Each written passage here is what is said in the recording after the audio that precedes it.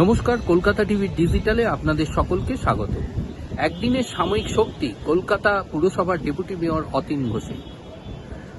উত্তর বিধাননগর থানা ও প্রগতি ময়দান থানায় তার বিরুদ্ধে জমি দখল এবং 50 লক্ষ টাকার প্রতারণার অভিযোগ দায়ের হয়। যে অভিযোগের ভিত্তিতে শুধু অতীন ঘোষ নয়, তার মেয়ে এবং জামাইয়ের বিরুদ্ধেও এই অভিযোগ ওঠে।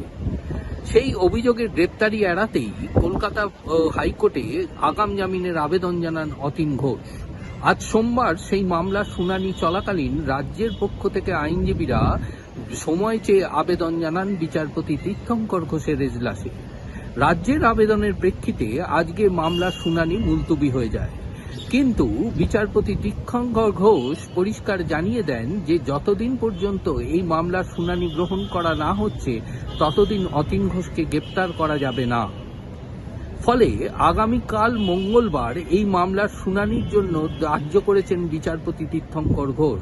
ফলে আগামীকাল পর্যন্ত অতীন ঘোষের বিরুদ্ধে কোনো রকম গুরুত্বপূর্ণ পদক্ষেপ বা গ্রেপ্তারি করতে পারবে না পুলিশ।